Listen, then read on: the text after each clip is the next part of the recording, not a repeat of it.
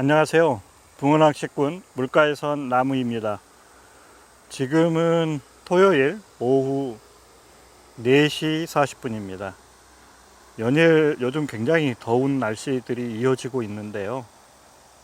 그래서 최근에 근처 저수지들이나 이런 곳들에서 낚시하기가 매우 어렵습니다. 그래서 얼마 전에 한번 왔었던 곳인데 다시 오늘 이곳으로 출조를 했습니다.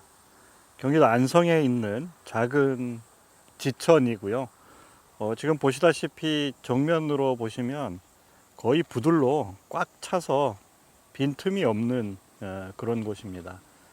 지금 아래쪽으로 지금 보이시는 쪽 정도의 작은 보가 하나 있고 그 보 위로 대부분 부들로 덮여 있는 그런 곳입니다.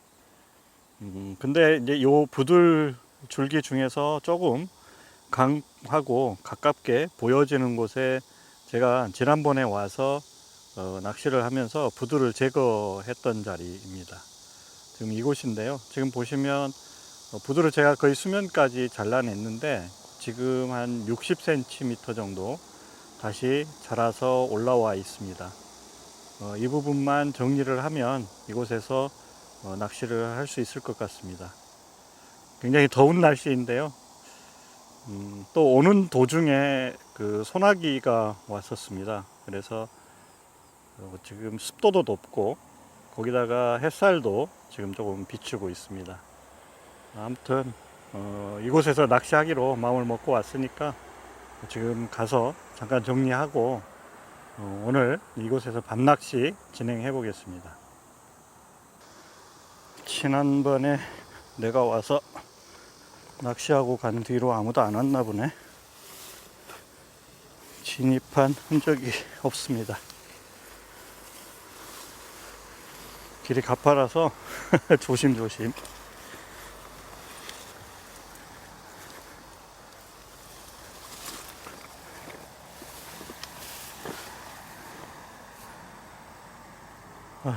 날이 더워서 오늘 같은 날은 무엇보다도 먼저 파라솔부터 설치를 해야 될 것 같습니다.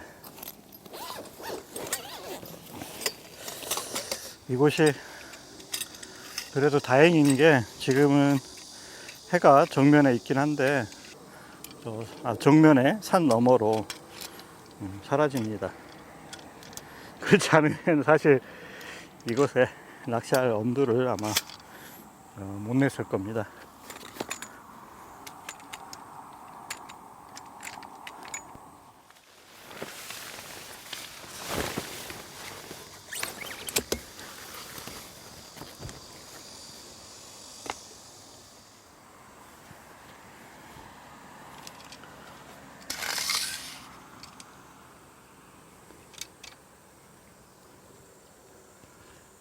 그래도 파라솔 설치하고 나니까 한결 낫네.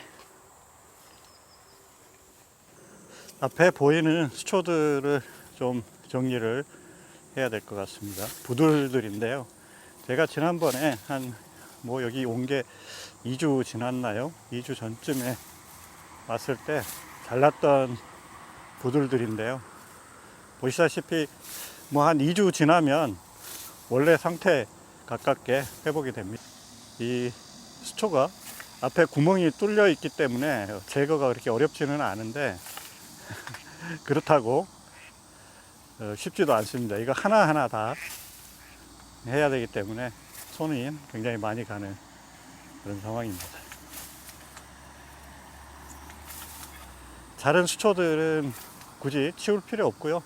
그냥 그 자리에 놔두면 이 수초들이 어떻게 보면 덮어줘서 이 포인트를 은폐시켜주는, 그래서 붕어하고 저하고 차단막 역할을 해주게 됩니다.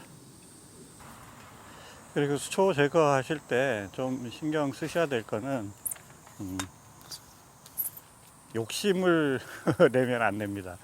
그러니까 좀 한꺼번에 빨리 하고 싶은 욕심이 있죠. 금방 끝내고 싶고 날도 덥고 그러는데 수초를 제거하는 시즌은 대부분 여름이니까요. 근데 그러시면 결코 득될 게 없습니다.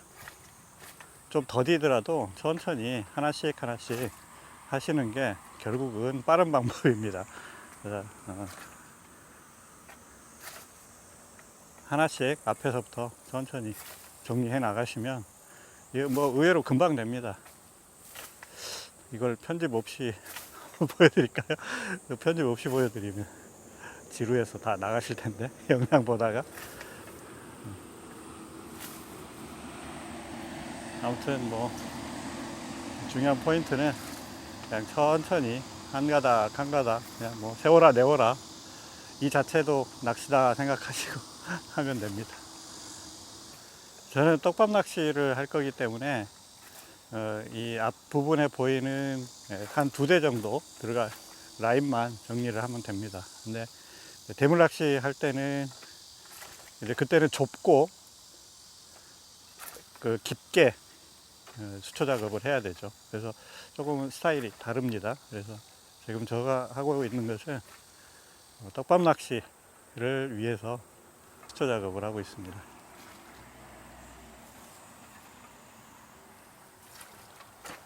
저는 2대만 들어가면 되는데, 근데 이제 카메라가 좀 더 비춰줄 수 있는 각도를 확보를 해야 돼서 조금 넓게 포인트를 2대 펴는 거에 비하면 작업을 합니다.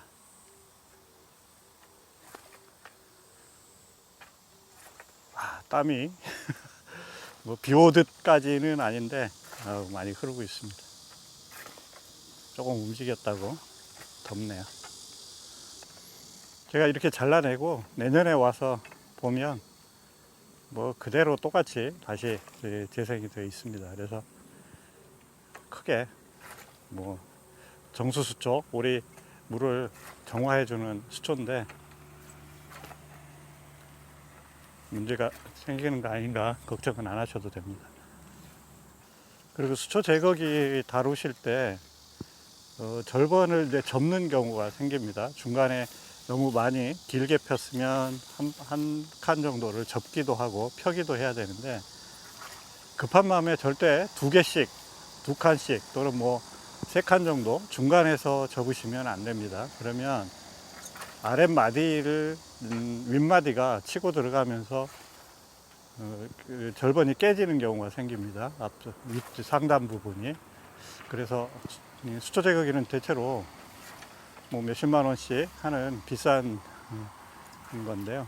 이게 손상되면 나중에 수리 비용도 많이 들어가니까 아무튼 수초 제거는 아까 제가 말씀드렸듯이 천천히 좀 시간 여유를 가지고 마음의 여유를 가지고 천천히 하시는 게 좋습니다.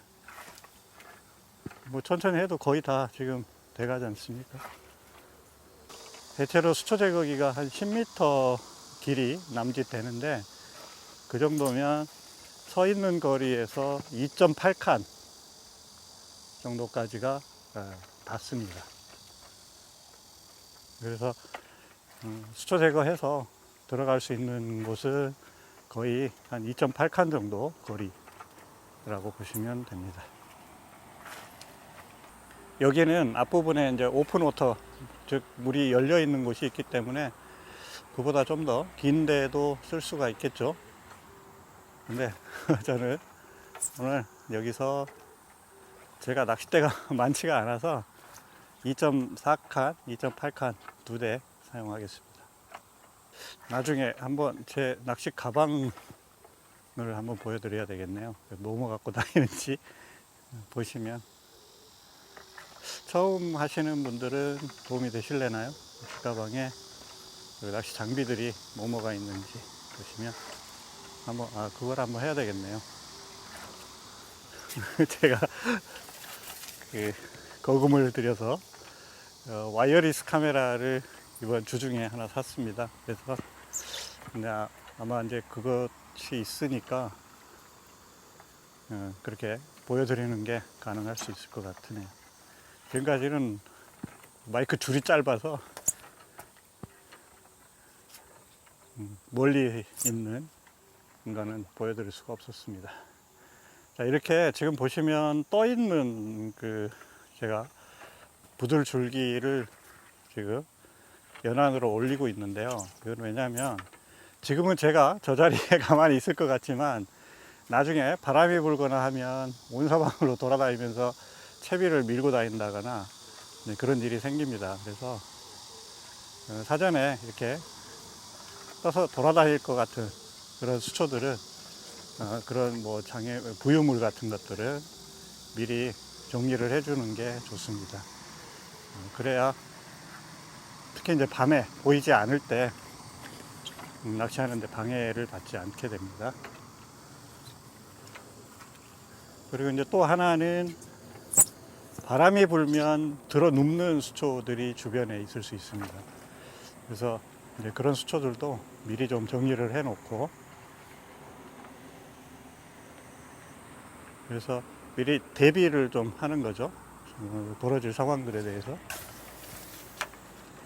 이제 이 정도면 대체로 정면 쪽을 정리가 됐고요.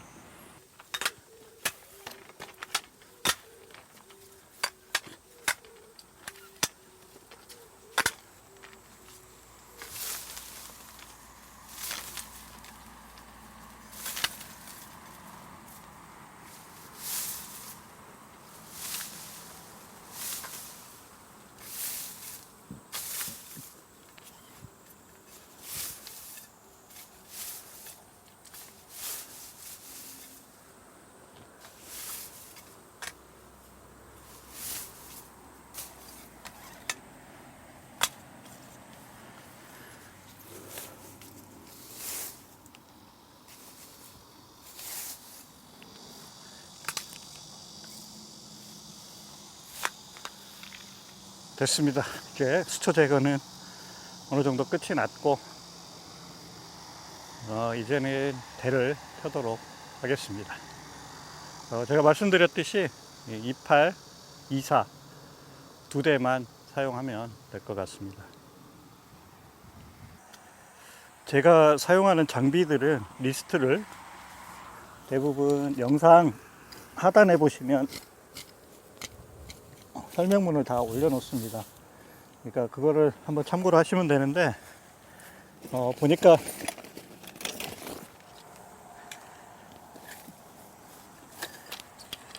그 모바일에서는 그 부분에 대한 그 처음에 영상을 열면 보이지를 않더라고요.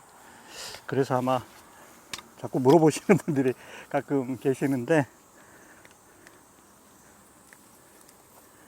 그 영상 하단에 보시면 제가 장비에 대한 것들은, 사용하는 장비들은 설명을 써놓으니까 그걸 참고하시면 되겠습니다.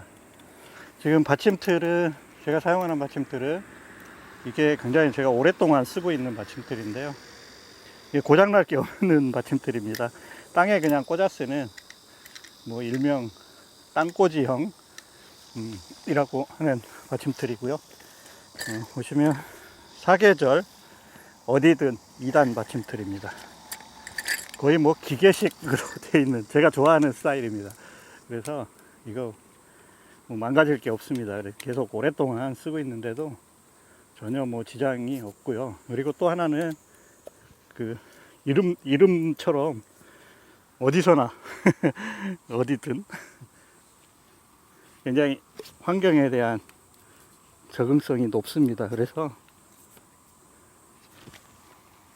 제가 오랫동안 지금 쓰고 있는 그런 받침틀입니다.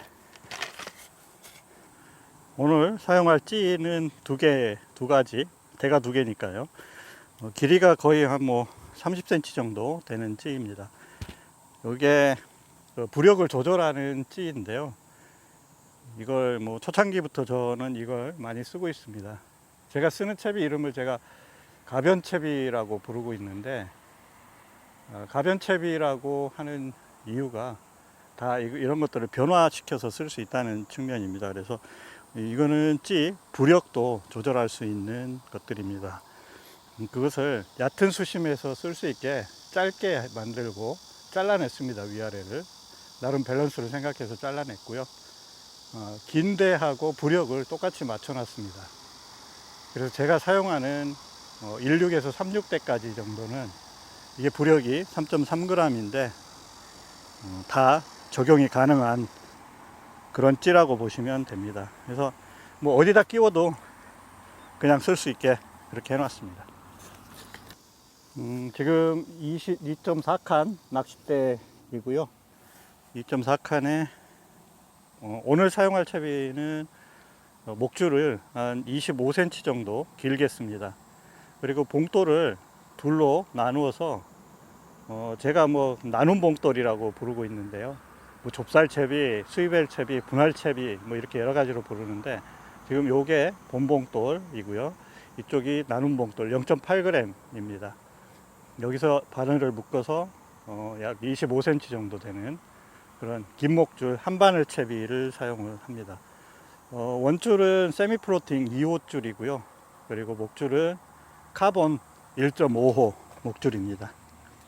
그리고 미끼는 오늘 옥수수 스위트콘이라고 되어 있는데 이거 낚시점에서 오늘 샀는데 보니까 굉장히 옥수수가 부드럽습니다. 그래서 아마 이런 작은 붕어 대상으로 하는 낚시에는 좋을 것 같으네요.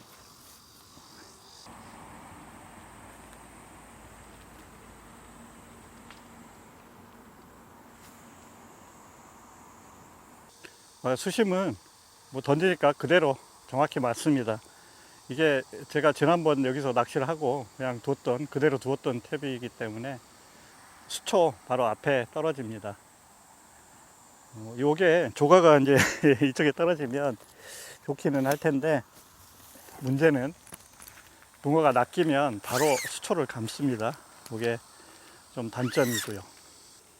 수초를 제거한다고 조금 소란을 떨었기 때문에 아마 붕어들이 여기서 빠졌을 겁니다. 그래서 지금 당장 입질 들어오기는 어려울 걸로 보고요. 그래도 지난번에 분명히 입질이 있었던 곳이기 때문에 붕어가 없지는 않겠죠. 밑밥을 조금 주도록 하겠습니다. 밑밥이라고 특별한 건 아니고요. 쓰는 옥수수. 뭐 여기에 대한 의견들도 분분하죠. 옥수수가 뭐 무슨 효과인지. 어떤 사람은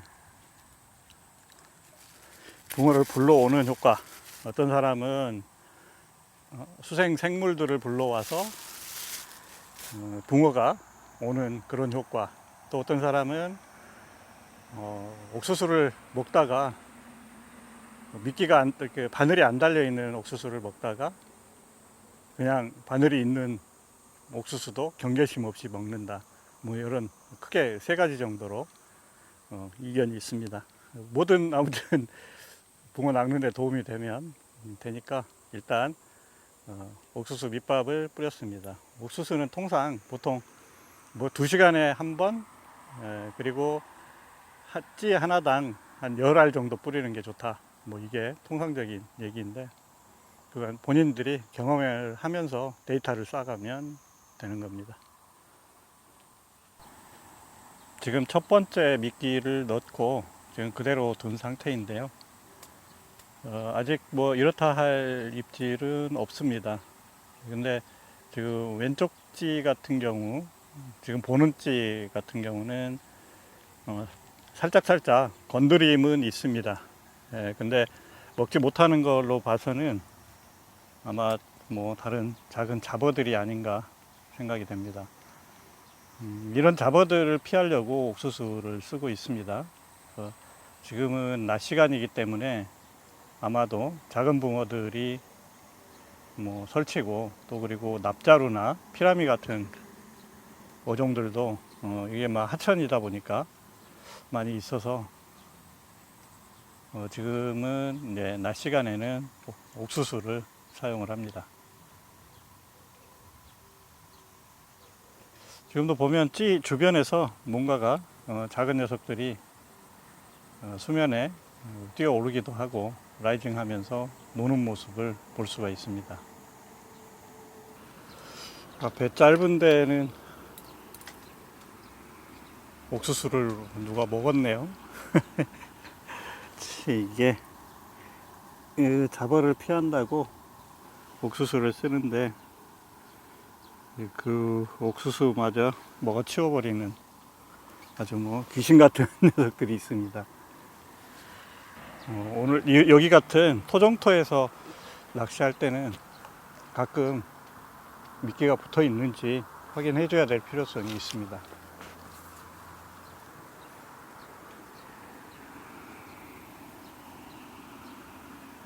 아주 뭐 예쁜 곳에 이렇게 찌를 세워놓고 앉아 있으니까 마음이 굉장히 편해지네요. 제가 붕어들을 좀 유인을 해 보려고 제가 집어대로 가지고 다니는 콩가루 그리고 어분, 보리 이렇게 섞여 있는 집어제를 조금 뭉쳐서 같이 달아 넣었습니다. 그랬더니 지금 뭐 찌들이 조금씩 움직이고는 있는데 아마 집어제만 건드리고 있는 것 같고요. 옥수수를 먹지는 못하는 정도 물고기들이 지금 밑에서 움직이는 것 같습니다.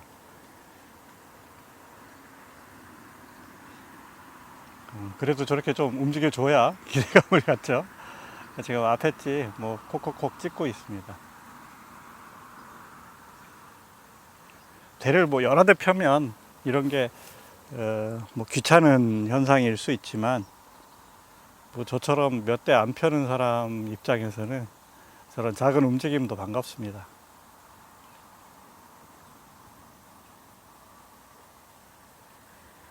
오늘 소나기 예보가 있었는데 지금 하늘의 변화가 약간 좀 심상치 않습니다. 찬바람도 좀 불고 있고요. 시원해서 좋기는 한데 비 오면 좀 곤란하죠. 비가 와도 지금 앞에 파라솔을 준비를 해 놔서 비는 피할 수 있을 거여서 크게 문제될 것 같지는 않습니다. 심심한데 지렁이를 한번 껴볼까요? 낚시 얼마나 했다고 심심하다. 근데 지렁이가 날씨가 워낙 더워서 지렁이는 못 쓸겠습니다. 지금 완전히 다 녹았네요. 지렁이가. 옥수수만 가지고 낚시를 해야 되겠습니다. 아니면 뭐 글루텐 쓸 수 있겠네요. 글루텐이 있으니까.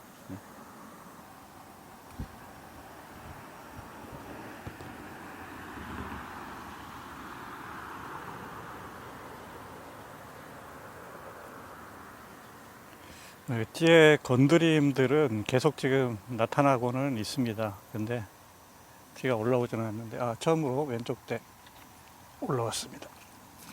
아주 뭐 재밌게 찌를 쭉 올려주는 모습을 볼 수 있었습니다. 네, 첫 번째 붕어인데요. 한 6치 되겠습니다. 붕어가 아주 뭐 새까만 게 이곳은 수초가 있는 지역이다 보니까 붕어 채색들이 이렇죠. 굉장히 강인하게 생겼습니다. 그래서 아주 뭐 전형적인 토종터 6치 붕어입니다. 아주 찌올림도 깔끔하게 쭉 올려줬고 첫 붕어 기분 좋게 시작합니다. 아마 오늘 마리수는 좀 어려울 것 같고요. 지렁이가 없어서 뭐 이런 멋진 수초 붕어들 만날 수 있지 않을까 생각됩니다. 오늘도 낚은 붕어들은 바로 이곳에 돌려보냅니다.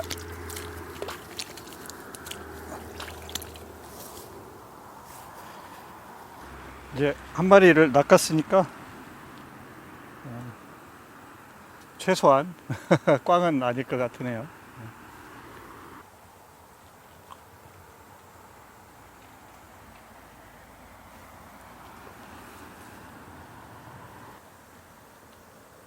네, 뒤에 때도 뭐 움직임이 약간 좀 심상치 않습니다. 조금씩 올라오고 있는데요.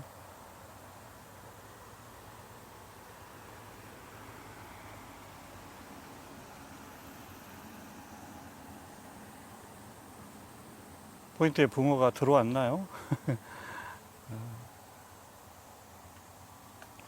한 마디 정도 올라와서 지금 멈춰 있습니다. 아주 조금씩 오른쪽으로 이동을 하나요? 예. 반마디 정도를 살짝 들어갔다가 지금 올라오고, 조금만 뭔가 움직임이 있으면 챔질을 해볼 텐데 그 상태에서 움직이지를 않고 있습니다. 옥수수를 끼워 놓으면 그 민물 새우들 기가 막히게 찔러 올려줍니다. 그리고 또 그 물방개 같은 것들도 가끔 낚시꾼을 속이고는 하죠. 한번 확인을 해 보겠습니다.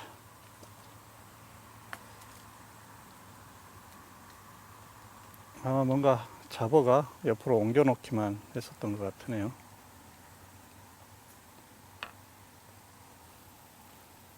네, 왼쪽 짧은데,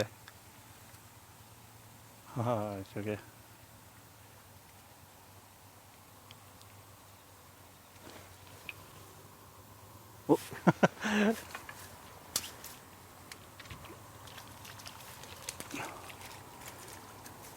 아주 멋지게 찔러 올려줬습니다. 이야, 이거는 뭐 붕어가 아니라 금덩어리 같은데요. 제가 거짓말이 아닙니다. 보여드리겠습니다.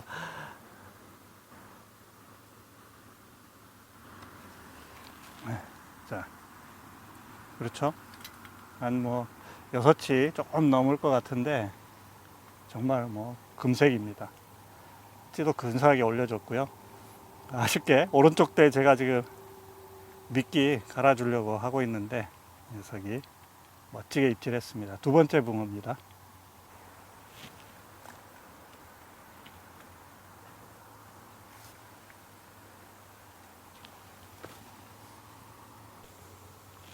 네, 왼쪽 대가 또 다 올라왔네요. 아이고, 제가 늦었습니다, 사실.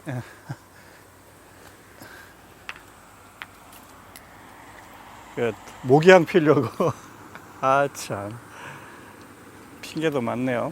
낚시꾼이. 낚시를 해야지. 이제 곧 어두워지면 모기가 덤빌 것 같아서, 모기향 준비 중인데, 그 틈에 옥수수를 털어먹고 왔습니다.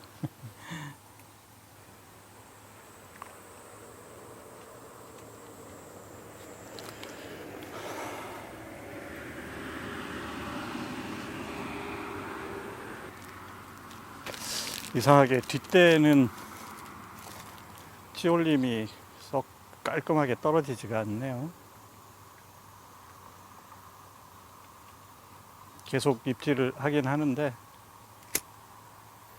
뭐 또 밤 되면 저게 또 효자노로 탈 수 있으니까 좀 기회를 더 주겠습니다. 뭐 그렇다고 제가 어떻게 할 방법도 없습니다. 제가 가지고 다니는 낚싯대가 6개인데 16, 20, 24, 28, 32, 36까지 이렇게 6개입니다. 사실 여기서 지금 제가 쓸 수 있는 낚싯대가 현재 이 포인트에서는 24, 28 밖에는 없습니다. 예를 들면 30 정도가 있으면 더 쓸 수가 있을 텐데요. 3.0칸은 없고, 사실 3.2나 3.6도 왼쪽으로 좀 벌려서 치면 쓸 수는 있습니다. 근데 그렇게 하면 이제 촬영이 좀 어려워지겠죠. 그래서 지금 제가 여기서 선택할 수 있는 낚싯대가 2개입니다. 24, 28. 짧은 게 지금 24칸이고요. 뒤에 긴 게 2.8 이렇습니다. 제가 아까 수초 제거하면서 말씀드렸는데 앞에 보시면 짧은 데 쪽에 지금 아까 자른 부들줄기 하나가 떠다니고 있습니다. 그런데 아까 말씀드리기를 이런 현상이 생기지 않도록 가급적이면 부들줄기들이 떠다니지 않게 정리하는 게 좋겠다고 말씀을 드렸던 겁니다. 뭐 저 정도야 뭐 떠다니든 나중에 걸려 나오든 그렇게 하겠죠, 바늘에. 저 정도는 뭐 크게 지장이 되지는 않습니다. 제가 지금 낚시하면서 그 모기향을 피웠습니다. 오늘 같은 날 이렇게 수온 30도 기온이 30도를 넘고 그리고 습하고 또 바람이 그렇게 많지 않은 날은 뭐 불보듯 뻔합니다. 모기 굉장히 많이 아마 모기가 덤빌 텐데 제가 이것저것 써보니까 그냥 이게 편합니다. 조금 부피가 있어서 가지고 다니기 불편하긴 한데 여기다 넣어서 풀숲에 던져 놔도 되고요. 뭐 어지간한 정도 이슬이나 이런 게 있어도 연소되는 데는 지장이 없고, 가격도 뭐 인터넷으로 사시면 개당 1,000원도 안 하는 곳이 많습니다. 이 정도 쓰시면 좋은 것 같습니다. 그리고 모기향은 지금 이렇게 깡통에 넣어 갖고 다니는 게 좋으실 겁니다. 종이 케이스에 들어있는 경우는 그게 가지고 다니다 보면 여기저기 부딪히고 깨지고, 또 우리가 물가에서 낚시를 하다 보니까 습한 곳에서는 습기에 취약하기도 하고, 그런데 이 깡통에다가 구매할 때 이 깡통에 들어있는 걸 사신 다음에 그 깡통에 계속 리필만 해서 가지고 다니시면 깨지지도 않고 좋습니다. 별소리 다 하고 있는데 낚시는 하지. 사실 뭐 붕어가 안 나오니까 하는 얘기입니다. 지금 잔입질은 계속 하고 있어요. 그런데 찌 올림으로 나타나지는 않고 있습니다. 붕어 2마리 낚았으니까 뭐 6치급 시커먼 황금색 붕어를 낚았으면 사실 뭐 난낚시에 성공적이죠. 네, 이번에는 뒤쪽 찌가 올라옵니다. 아유 뭐 경쾌한 챔질 소리와 함께 멋진 찌올림, 경쾌한 챔질. 결말은 작은 붕어. 그래도 5치는 넘습니다. 옥수수를 쓰다 보니까 씨알이 썩 그렇게 나쁘지는 않습니다. 3번째 붕어네요.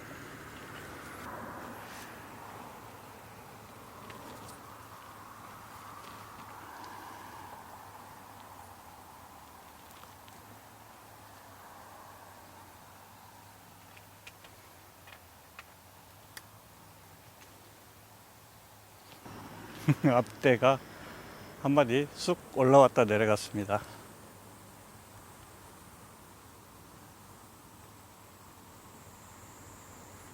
그러면 덩달아서 제 손도 앞으로 쑥 나갔다가 들어오곤 합니다.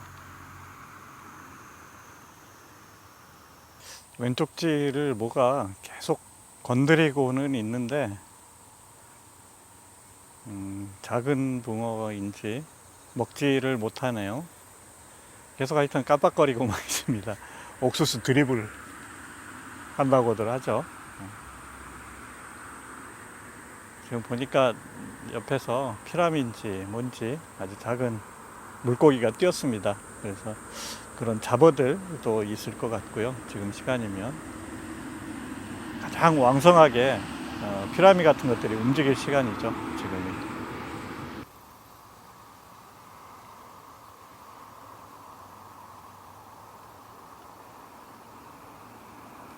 올라옵니다.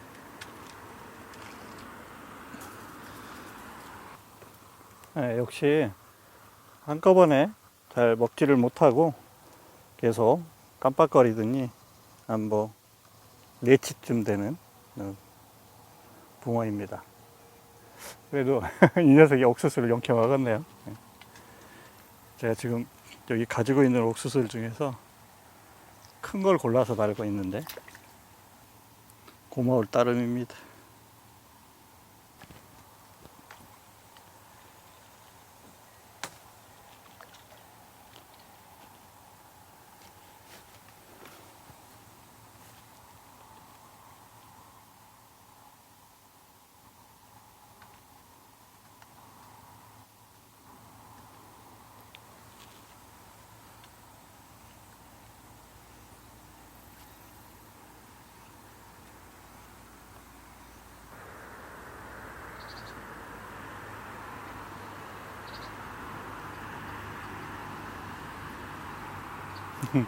왼쪽 찌는 지금 제가 집어제를 같이 달아놔서 아마 잡어들이 집어제를 지금 쪼고 있어서 저런 아마 찌 움직임이 나타나고 있는 것 같습니다.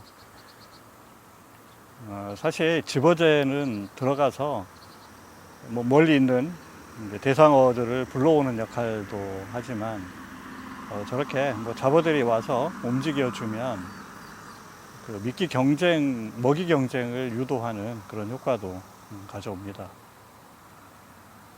그래서 회유하는 대형 붕어를 노리는 뭐 그런 대물 낚시가 아닌 바에는 집어제를 같이 운영을 해서 붕어들을 좀 불러오고 또 먹이 경쟁도 유지 시켜서 찌올림을 유도하는 것도 뭐 좋은 낚시 방법 중에 하나입니다. 저는 가급적이면 항상 집어제를 주로 이제 봉돌에다가 뭉쳐서 답니다. 요 포인트 같은 경우는 양바늘 쓰기가 어렵습니다. 양바늘을 썼다가는 붕어가 낚여도 들어 올릴 때 제가 지금 연질 낚싯대를 사용하고 있는데 반드시 앞에 수초를 통과해야 됩니다. 그러면 한 바늘을 붕어가 물고 있더라도 다른 바늘이 수초에 걸려서 붕어를 밖으로 끌어내기가 쉽지가 않습니다. 대부분 끌어내지 못하고 수초에 걸리는 경우가 많죠. 그래서 반드시 이런 곳에서는 한 바늘을 사용을 해야 되는데 그렇게 되면 집어제 달 곳이 마땅치 않은데 그때는 뭐 봉돌에 뭉쳐서 달면 됩니다.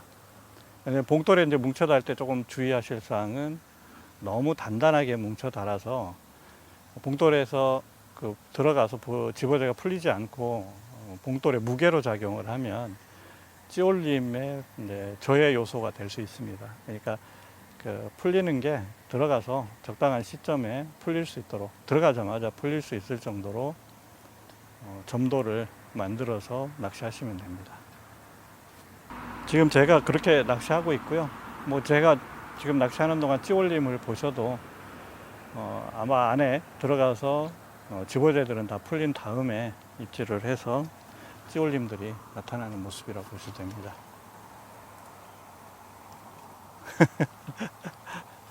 제가 가끔 말씀드리는데 지금 오른쪽 대 입질이 한동안 없어서 확인을 해보려고 걷었더니 지금 옥수수가 없습니다. 옥수수라고 이게 미끼 유지력이 좋다고 해서 마냥 넣어놓고 기다렸다가는 빈반을 넣어놓고 강태공 내기 쉽습니다. 그러니까 가끔씩은 저처럼 확인해 주시는 게 좋습니다. 특히 이런 잡어가 많은 토종터 낚시인 경우에는 꼭 한 번씩 한동안 움직임이 없다거나 하면 확인하실 필요가 있습니다.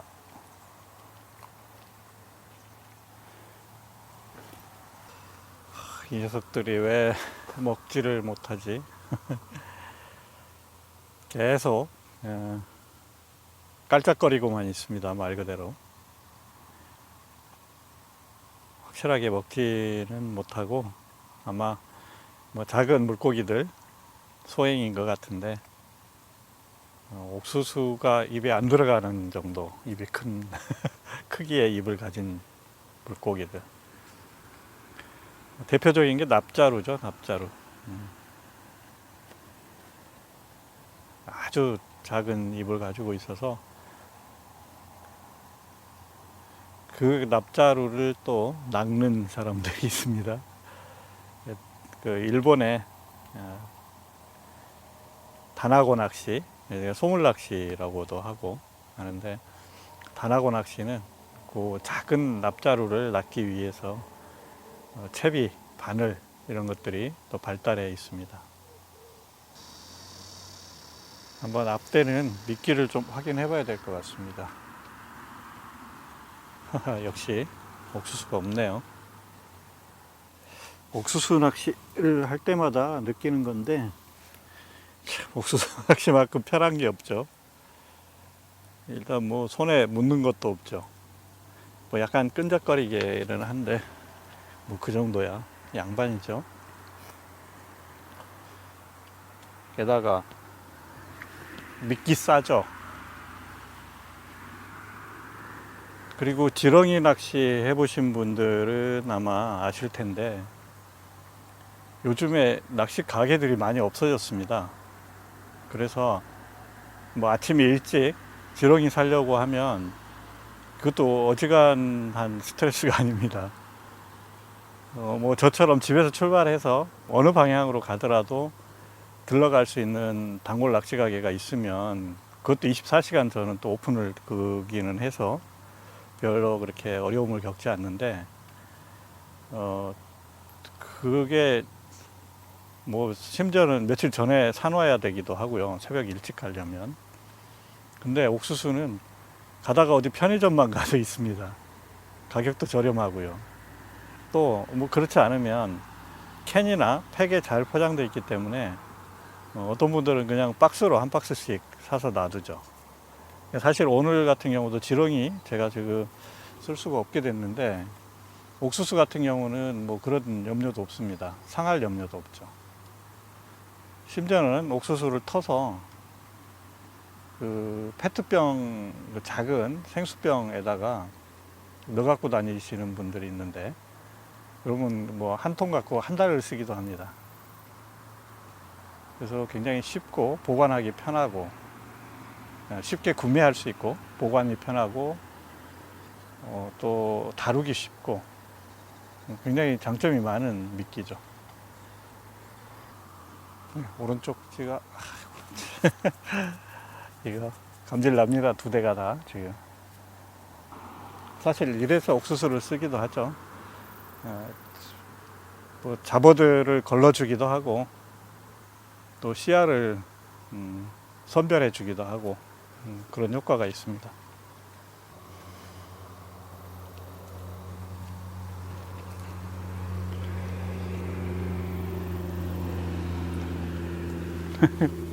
뒷대 제가 지금 걷어서 확인해 보고 있는데 옥수수를 갉아 먹었습니다. 뭐가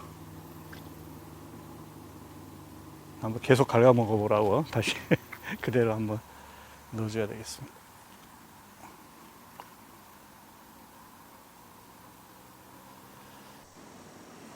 영상이 너무 길어져서 둘로 나눠야 될 것 같습니다. 나머지도 바로 올려드리도록 하겠습니다. 잠시만 기다려 주세요.